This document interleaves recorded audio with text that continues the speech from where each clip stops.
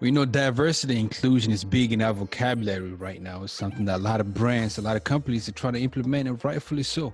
But just how well do you do it? We're speaking to an entrepreneur, public speaker, and author, the founder of Story MKTG, a creative agency focused on diversity and inclusion, and the author of Motivation Mondays. Listen, he has worked on President Barack Obama's My Brother's Keeper campaign. He knows what he's talking about. His name is Christian Benjamin. We're excited to welcome him. This is Stuck in the Middle podcast, a platform for entrepreneurs, innovators, creators of African descent, where we hear stories, ideas, and experiences of how we can break the mold. I'm Reflex, your host. I'm excited to get into this interview. I hope you keep it locked. Do not exit this video. Watch to the end. I think it's a lot of great information. Keep it locked. It's Stuck in the Middle. I'm your host, Reflex. Let's roll the intro and get into the video.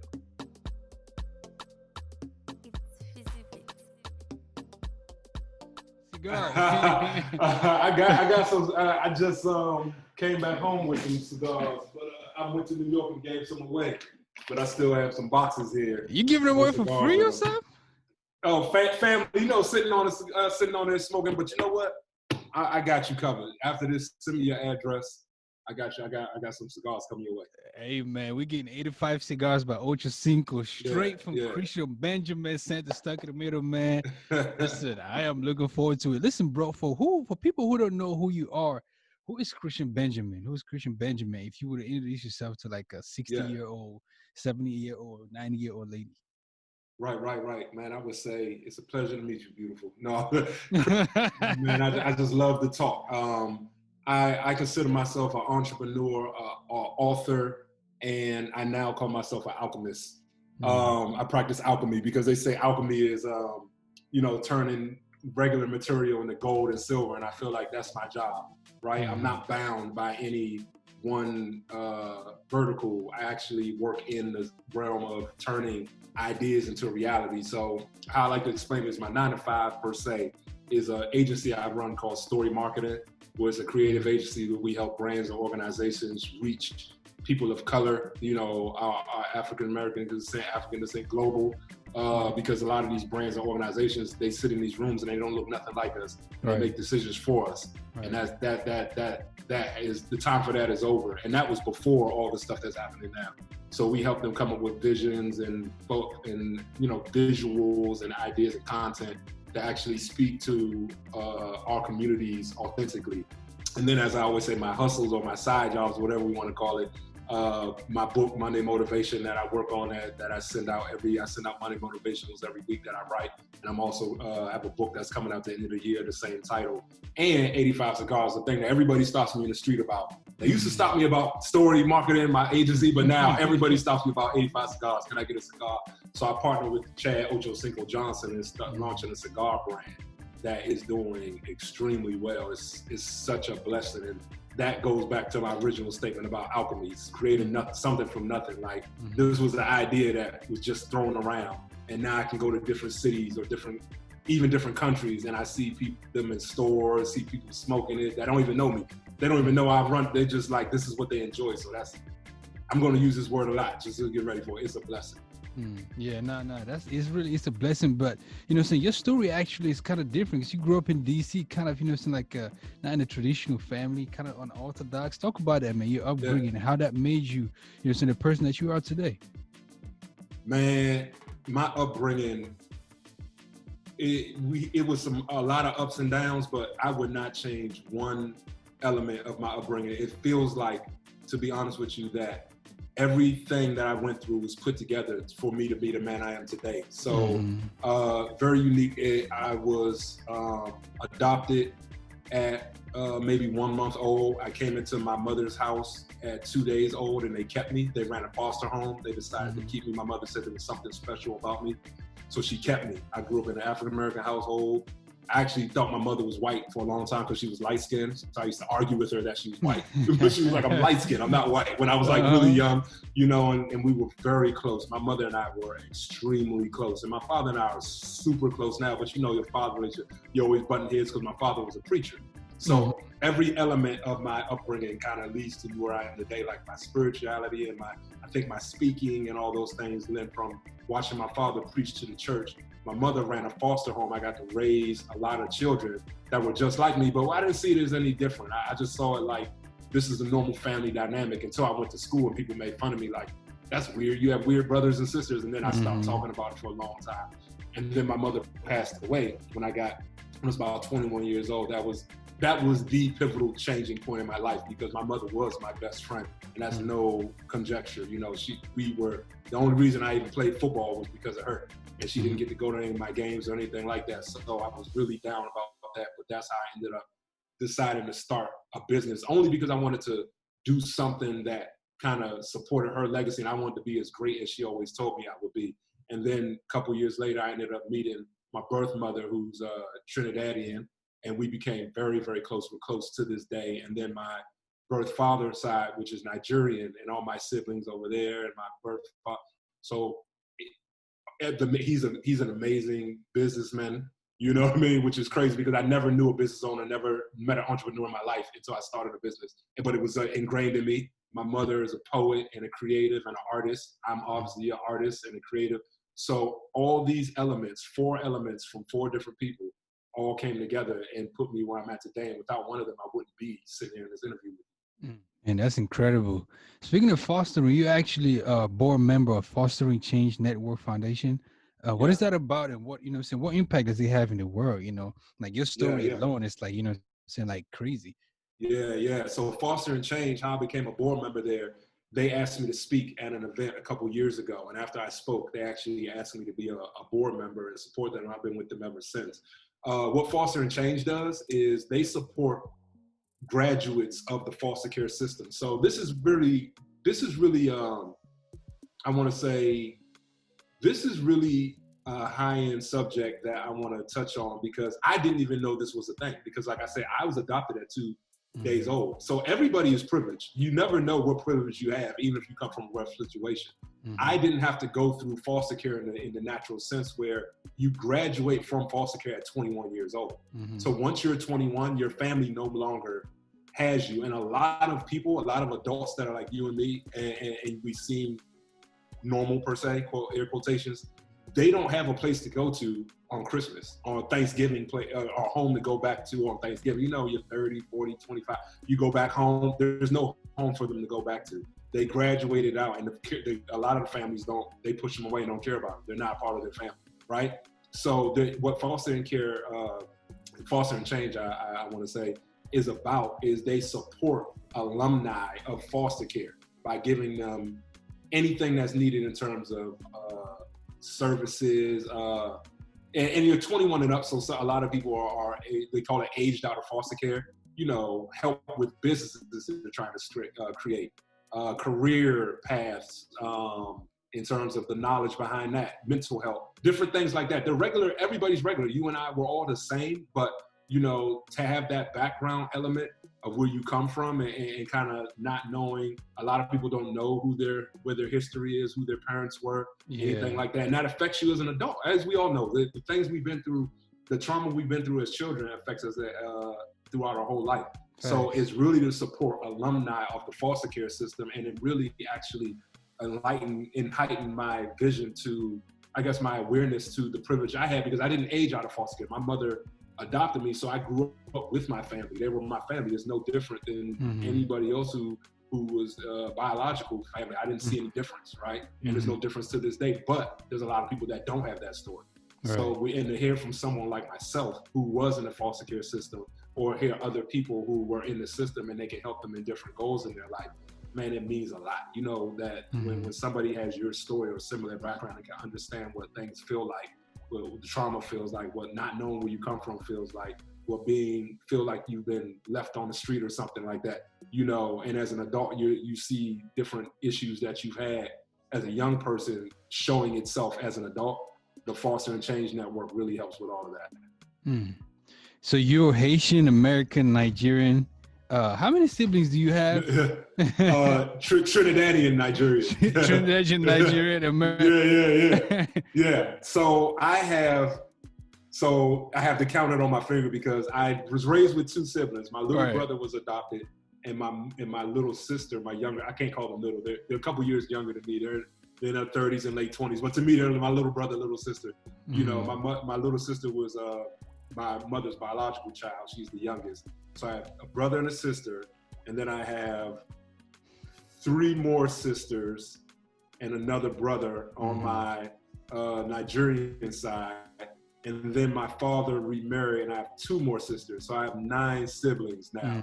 I was raised with 2, but we're all very close. Like, the crazy thing about my 3 sisters and brother on my Nigerian side is if you saw us in a room together or you was out with us, you would never guess that we didn't grow up together. It would be it wouldn't even make sense to you. Like, we just literally formed a relationship at the end of 2018, beginning of 2019. You would never guess it. We're all alike. We all enjoy each other. We talk every single day. It's the biggest blessing in the world. I gotta ask, man, because, you know what I'm saying, our audience, the sisters in our audience, the ladies in our audience, always curious. You single, you married, your DMs open? Man, my DMs were open at the beginning of the COVID, and now my DMs are shut down. It is. I'm in a relationship. We're very close. Okay, it's an amazing. You know, it's a different thing for me because I've been a Bruce Wayne for a long time. So pray for me. But it's an amazing experience to have someone that shares your similar background, similar ideas. You can bounce goals off each other, and it is true that every man needs that woman by his side, not behind him, but partner with them too. It just gives me that energy to keep going. I've always been a very, very, very highly motivated person myself, and now I'm going to levels that I didn't even think I could reach. So, yeah. Let's talk story marketing, man. Let's talk story marketing. My bad. What's behind the name Story Marketing? What services? You know, you mentioned it a little bit earlier. Just want to give into it. What's behind the name? What specific services do you offer? So Story Marketing was a transition from when I first started the business. I told you about when my mother passed away. I started a creative agency. I named it 1226 Studios. That's what a lot of people knew about. 1226 was named after my mother's birthday. She was born the day after Christmas. So our logo, everybody knew about it, was a heart. And I still use it in everything that we do. It was a heart with a line in it that looked like, everybody used to think it was a broken heart, but it actually was the line in the clock. It looked like the hands of a clock at 1226. So it was embedded in the heart to say, I was passionate about this forever, right? And then a couple years later into, running business, things going well, focusing kind of more so on digital marketing and branding. I partnered with another agency at that time, his name was Status Brand. It was based out in Philadelphia, and we merged into one agency. So we changed the name into one name, Story Marketing. And then a couple years back, I ended up taking over the entire agency. So we kept it going from there. But Story Marketing, I feel like it fits the name, what we do better because we tell stories. We help organizations and brands and people tell their mission, their story in an authentic way.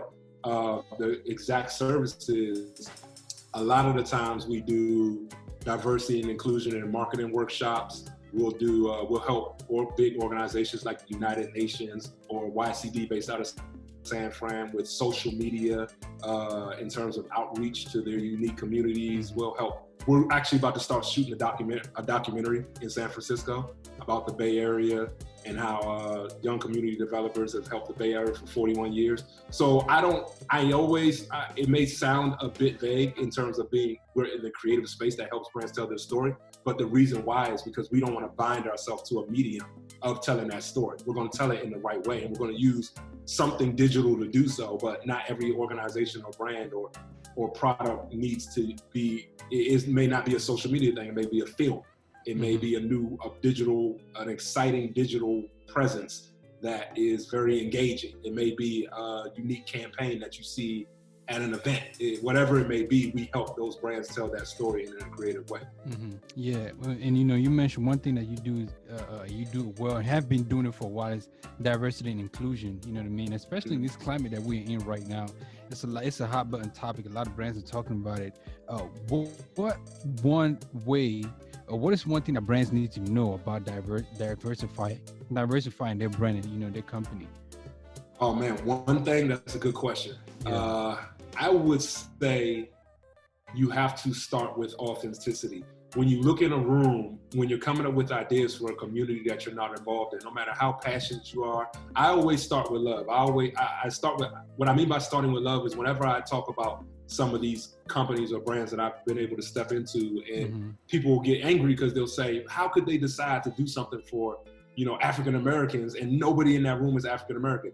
I start with love, where I say, I assume that they're starting with the pathway of they're trying to do something well. And what I mean by that is, a lot of the companies I work with, organizations, they're nonprofits. They started with a mission to do something for the community, but that doesn't mean they're doing it right in terms of not their mission, but their outreach. But they still started with a positive mindset. Now, when they actually create their outreach to the community, it comes off as disrespectful a lot, because, you know, when you're trying to talk like any community that you're not a part of, or speak to, or dictate to, you disrespect them. And that's how you get these national, these national campaigns that go viral for the wrong reasons, because they did something disrespectful. They thought they were doing something great, but they disrespected the community they were trying to speak to or be a part of, because they don't know. So when I would say start with authenticity, by, if you find yourself creating outreach or something creative or anything for a community that you're not involved in, but you don't have anybody from that community in the room giving you feedback on what they feel and how it makes them feel, then you're starting off on the wrong foot. What's the goal though? What's the goal of diversity? You know, that's a pretty dope baseline. Yeah. What's the goal for, you know, diversity and inclusion for brands? I'm going to answer that by saying what my goal is for them, because every organization is going to have a different goal. And to be honest with you, some of their goals are going to be that they need to look good. I don't know. So not everybody's going to come with the goal that's very, is high level and godly. Some brands just want to make more money. They want to reach out and make more money. Yeah, that's not for me to say, because everyone's different. But I know my goal is for not only for every community to feel respected when they're being spoken to, and be respected and be spoken to in an authentic manner, but also for them to every community to start taking leadership in how these organizations are working with them and supporting them, and you know, pitching to them in terms of whatever it is that they want. Not just saying that, hey, we're going to sell you this idea, but also we value your opinion enough that we're hiring and bringing in leadership and creating leaders within these communities that we're trying to make money from, right? It's not big enough. It's not good enough for me that they increase their sales to the Black community. Like, okay, but where's your leadership? Why are none of your board members Black? How come none of your staff is Black? Like, I'm here to fix that goal. And when I've been out in San Francisco, and I'm being serious when I say I'm here to fix that goal, because I'm not going to say the social media platform, but it was a very high social media platform. And I'm able to say things that other people can't say because I don't work for them. So I was able to sit on the stage and say, look, y'all not doing nothing here. Like, I see you're trying to say you're trying to reach the African-American community, but most of your employees don't look like me. I'm not saying that you have to go out and do affirmative action on our behalf, but there's a lot of young people that are smarter than me that can do better than me in terms of this job, and they're not getting hired, right? Because it's all about the old boy, the old boy network. Where, hey, I feel like I can have a beer with you, and no, you got to step outside your culture and bring in people from our community, because we're the highest purveyors of all these platforms. You know? What's the role of a digital marketer for a brand? You know, you mentioned, you know, being able to, you know, tell stories for some brands that you work with. What's the role of a digital marketer for a brand? A digital marketer in its high level sense is someone who can come in and has a really, really great ideas and knowledge of the community that they're trying to reach. And when I say community, I don't mean it in a racial sense. Communities are a very authentic audience base, whether it is a racial component to it, but also not every Black people are not monolithic. No race or no culture is monolithic. There's African Americans who like a certain type of music and go to a certain place. There's 70-year-old Caucasians that are from another country that like to do something. So you figure out how to reach a certain audience digitally online, using components, the web, social media, email, television at this point, because a lot of people, more people consume their television on their phones and their computers than they do on their actual TV at times. So you figure out how to best reach a target audience using multiple digital components to push the narrative that the brand wants to push. Yeah. What strategies though? What strategies do brands need to be tapping into right now that going to leverage their as far as digital marketing is concerned right now? Because a lot of stuff, especially with COVID, is turning to the digital world right now. It's, even this meeting that we're talking about right now. What's something that you've come across in your experience and research that brands need to be tapping into to take advantage of and leverage their brand? It would really be something I would say that's a little outside of the digital sense. Is more awareness. Brands. So the upcoming generations are really more focused on value more than they're focused on your product. Their value comes first and the product comes second. So if your values don't align with their values, remember when I was young, Nike could side with Donald Trump all day and we would have still bought Nikes. It's just we just didn't, brands and politics didn't mix. They never spoke about their politics. Today, you gotta pick a line where you're going with, and you gotta support the Black Lives Matter movement, or you gotta speak out against injustice in certain things, or the community is not gonna buy your product, they're not gonna support you, they're not gonna support anything that you're doing.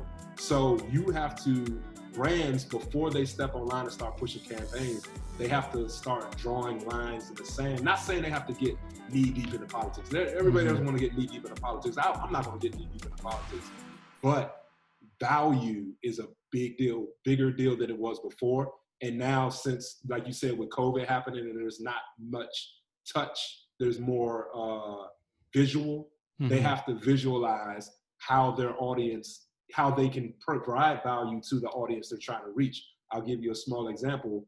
Even though this wasn't during COVID, a couple years back, I worked on My Brother's Keepers project under the White House with Obama.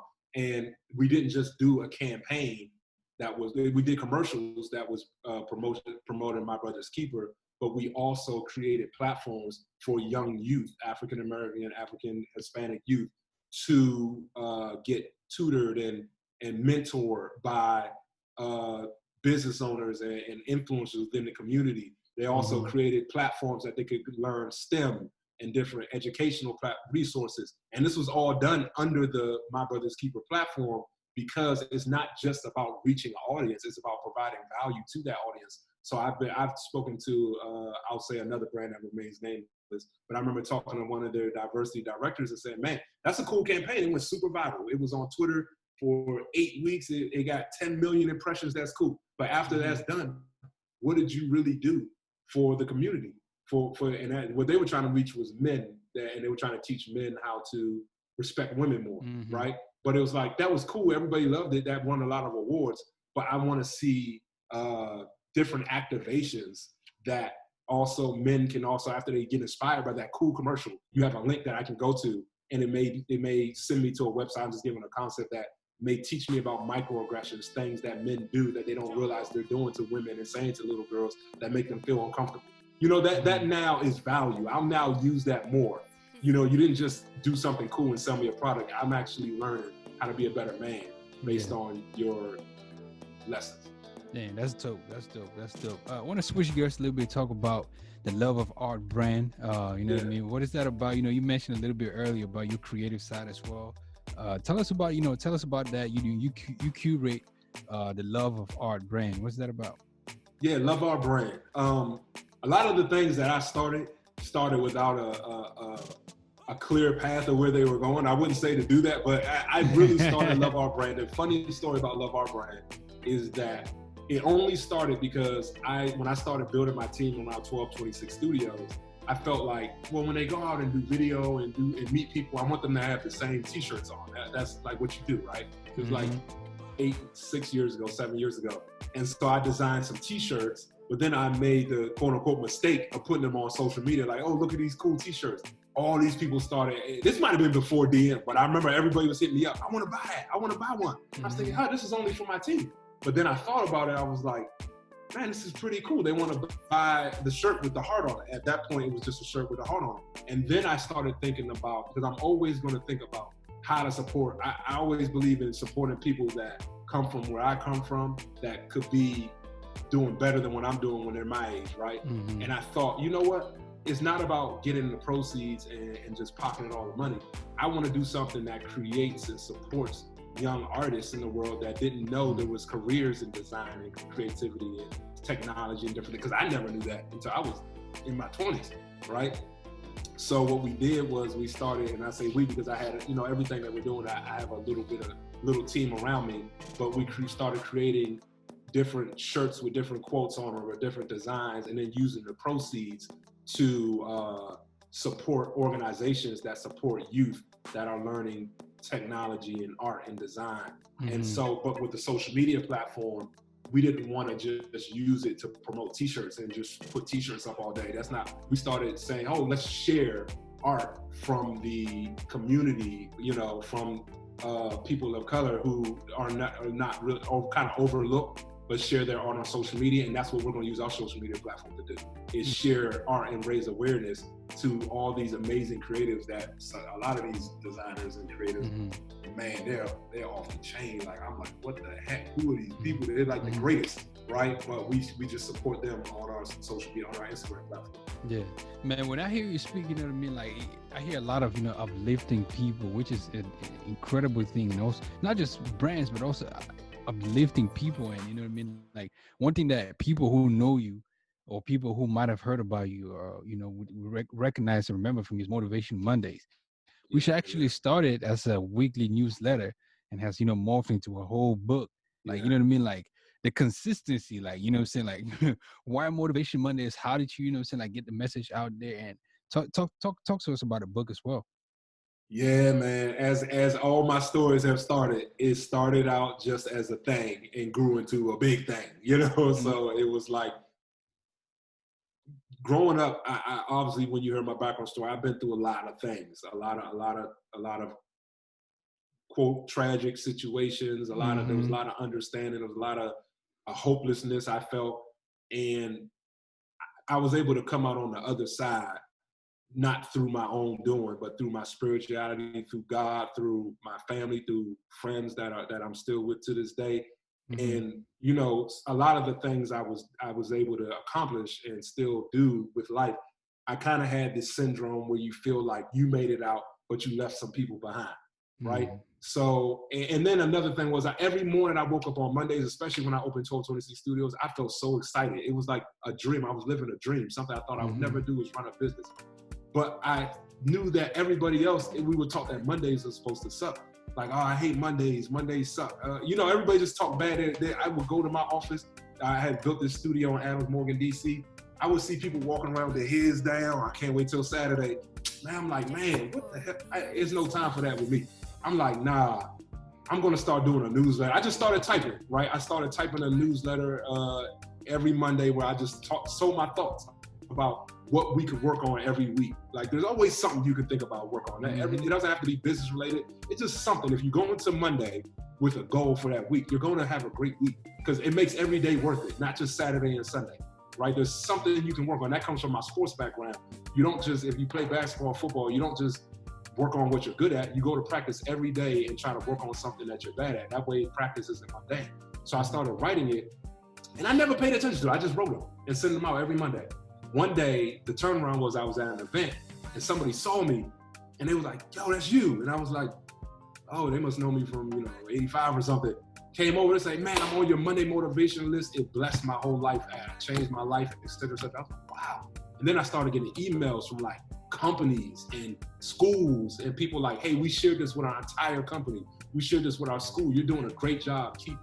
I never met these people in my life. What turned out was people on the email list were blessed by it, would send it to somebody else or send it to their job or send it to people they work with. And I looked at my email subscriber list. I had thousands of subscribers. And that's the truth. I didn't even do it for that reason. So then I started being consistent. It turned into something where I had to be very consistent with it. But one day, one of my close friends who worked in television, they asked me, it was a Roland Martin show when it was still on the air. They asked me to come onto the show. And right before I came onto the show, the producer said, you know what? I don't think you should do the show. And I was like, why? You know, she said, because I really want you to gain from it. And you don't have anything tangible. You come on the show, you'll talk about money motivation, and you'll go home and we'll get all the publicity from it. She said, you should have a book. And people have always told me I should have a book, but I'm like, whatever, I'm not writing a whole book. I didn't have confidence in my writing skills, which is funny to say, but all it takes is for me to kind of know how to get something done, and that inspires me. So she was like, it's 52 weeks in a year. Just write 52 Monday motivations. That gave me the aha moment. I was like, you're right. Then, you know, it just gave me the, wow. And then I started writing the book, and when I started pushing it out there to people in terms of how I'm doing this thing, I started giving a lot of support. And I wanted to make it very, very clear, and I make it clear in the book, and I want to make it clear now, because I don't believe in, there's nobody that's all knowledge about anything, whether it's dating, whether it's religion, whether it's motivation, inspiration, business. There's nobody that knows everything about everything, anything. So the motivations I write don't particularly come from my brain. A lot of them are things that I may have experienced or seen someone experience, and I'm writing about either how I got through that experience or how I watched someone get through that experience or how I learned about something. So I want to make it clear that it's not just me thinking about a scenario and then giving my answer to it, because I'm not the all being, all knowledge, all power of anything. But there's scenarios that fit every, you know, whether it's love, relationships, business, rejection, you know, tragedy, grief, growth, you know, whatever I'm talking about, it's a compilation of experiences that I feel like every human being has, no matter your race, age, color, background, culture. So, man, yeah, that's probably the greatest thing at this moment that I'm leaving behind. Listen, man, I picture myself like Steve Harvey, man, Monday, you know what I'm saying, reading one of the Monday motivation, smoking one of them, you know what I'm saying, like 85 cigars by OG. You know what I mean? How many of them things you know what I'm saying, you consume in a month, or whatever? So I'm not a huge cigar smoker. Chad is the one who smokes. He probably smokes 3 a day. You know, Chad loves cigars, man. That's his thing. Cigars give me a headache. Yeah. I'm probably more of a once every 2 weeks, once a month guy. You know, when I'm sitting out, like we said before the podcast started, sitting on the porch or with a group of friends, enjoying a nice cigar. And it's like golf. You know, I'm not a golfer yet, but you know how they say like all business deals are done on the golf course? Cigars are definitely like that. I love the cigar community because it is very true that you'll have a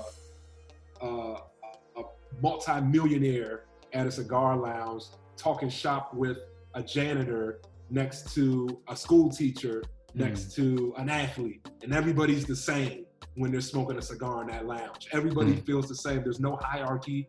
Everybody's just enjoying the cigar, talking about life. It's like one of those things that just, when you're in that room, everybody's the same. Everybody talks. Everybody enjoys life.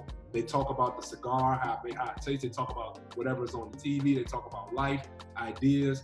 Man, the cigar community is amazing. But yeah, that is that's a pretty cool. I never saw myself. If you asked me 5-6 years ago, anything I'm doing in the cigar business probably would have been. I would have never guessed that. Man, you gotta send us a box, man. You know what I'm saying? I got you covered. Where is this? Hey, man. Yeah, text me the address after, send me the email, and you got cigars coming your way. How do you balance, you know what I'm saying, everything you got going on, man? How do you balance your busy life? I balance it on paper.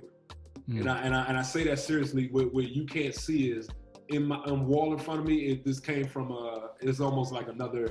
I always dive into these mini stories, but one of my close friends who actually started the Story marketing with me, who was still one of my closest friends to this day. One time I was going through something some years back, and he told me, "Man, you need to surround yourself around love," and that hit me. And it wasn't just about people, because I'm around people that I love, but it hit me about even my ideas. I love ideas. I love moving forward. So I wrote on poster boards every idea that I ever had and put it up on the wall, so that every time I looked anywhere when I was at home, I had to see those ideas, and I knew I had something to work for and something to do, and something, not only a big goal, but little tasks to get to that big goal. And I never got tired and unorganized. So I literally just restarted doing that again a couple of weeks ago. So in front of me, I have all these poster boards. One says Story Marketing, one says 85 Cigars, Christian Benjamin, the brand, launching products, big dreams personally. And I have, it's called a brand dashboard. And I have my long-term goals sitting up there. On each poster board, I have the short-term goals to reach those long-term goals. And then I have the tasks it's going to take to get there. So how I'm balancing it all is there's always something to do, but it all has this time period, this hierarchy. And I don't leave my personal life out of it, because I'm not a guy that says there is a separation between business and personal. To me, there's no separation, because if your spirit isn't right, you're not going to work right. At least for myself, when I have really bad days, I come in the office and I'm kind of quiet. I might not really want to be there, right? So I got to keep my spirit up. I can't turn it off and on. I can't be a happy guy working, a sad guy at home. I got to kind of work on everything holistically. When I'm happy and I'm doing well at home, I'm going to do the same. I'm going to treat people right. You know what I mean? That's my whole goal. I want to leave this earth, and everybody that had an experience with me, they're going to remember that experience. So that's my goal. That's my big goal. That's the truth. That's my big goal. So everything I do has to support that, but I have to do, as to kind of answer your question, I have my tasks all lined out and I can always see them. And that's how I keep all these things that seem very abstract together. Man, I love it, man. Listen, bro, if people want to get in contact with you, find out more about the brand, find out more about Christian Benjamin and everything you got going on, how can they get in contact with you? I would say Instagram is the top place. Just go to Instagram, you'll find all the octopus arms from there.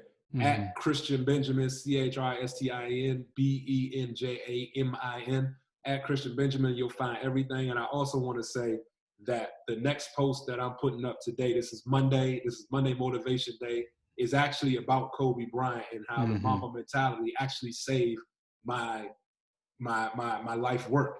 And that's a very true story. It's 8:24 today on a Monday. I believe in numbers and synergy, and I'm being interviewed and able to say that this is happening. So no, there's no chance meetings. This is happening right now because it's supposed to. Yes. But go to Christian Benjamin. I want you to click that.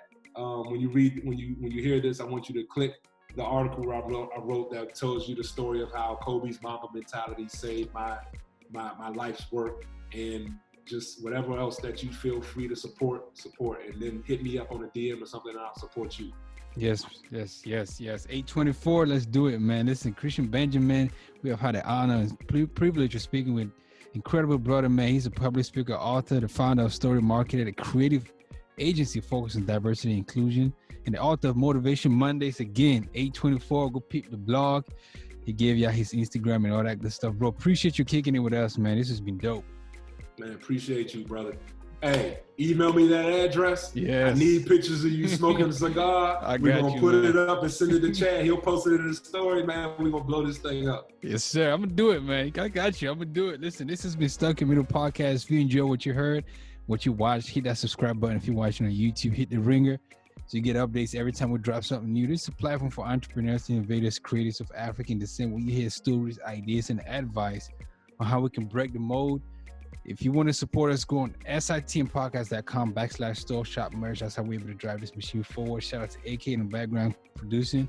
Shout out to Mom making the machines happen. Shout out to Chewy and all the other crew members. Appreciate y'all.